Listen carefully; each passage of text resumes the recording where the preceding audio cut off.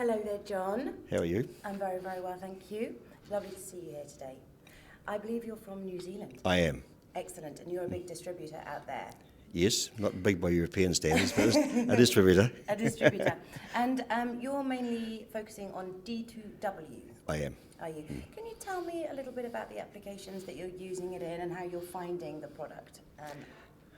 We use it mostly for packaging in bags, refuse bags and produce bags and various bags that go in supermarkets and what have you. Yeah. And we are also using it for stretch wrap, and we are also using it for other smaller applications like dog refuse bags. You know, do you want to cut that out? No. You don't? No. We'll cut that bit out. Yeah, cut it. Yeah, okay, yeah. And we use it in where there's single-use applications for plastic, basically. Fantastic. And I believe that you're a farmer. You do a little bit of farming. Yes, a little bit, yep. And what sort of applications can you see maybe for the use of D2W and D2P within farming? As a mulching film. Wow. As a mulching film where people are growing, say, strawberries, where they want a ground cover, weed suppressant, and they don't have an issue with collecting the plastic up after the crop's been harvested. They simply plough it back in the soil, and it's a soil conditioner, and it will add to the carbon content of the soil, so it'll be great for the soil. Well, it's a win-win situation then. It's a win-win situation, that's right.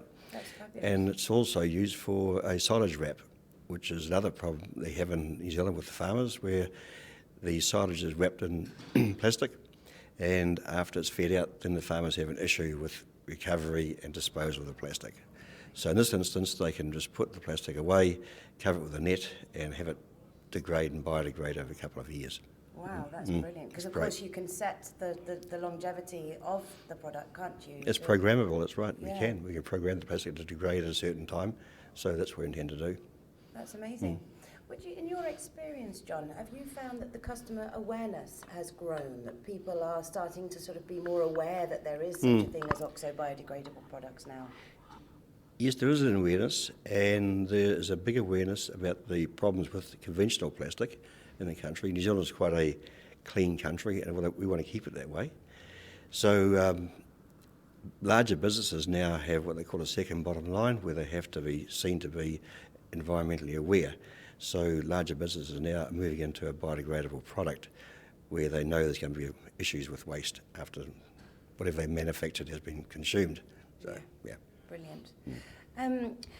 What about the plastic manufacturing when we're incorporating this project? Are the manufacturers able to just continue with their usual workforce and their usual technologies, or do we have to implement something else? Are you able to just put it into the manufacturing? Yes, we have our products manufactured in Asia, in Thailand, and just recently in Vietnam, and they use standard manufacturing procedure and machinery, so there's nothing else that needs to be done other than add the D2W to the resin before it's extruded. Oh, so nothing needs to change? Nothing needs to change, no, very easily, which it means we can put the product into the market at a competitive price. Yeah. That's important because there is a limit to what people will pay to be biodegradable, but if you stay under that price gap, then you're fine. Yeah. Yes, exactly, exactly. Have you come across D2T? Yes, I have. And can you see any need for that product in your sector? There's going to be a huge need for that product in this sector.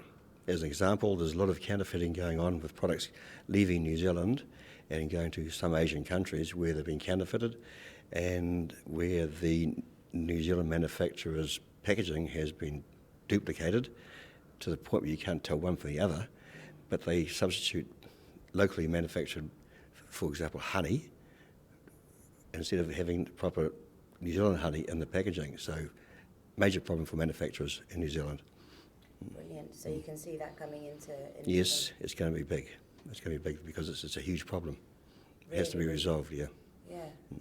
Thank you so much, John. It's been lovely to talk to you today. My pleasure. Thank you. Bye-bye.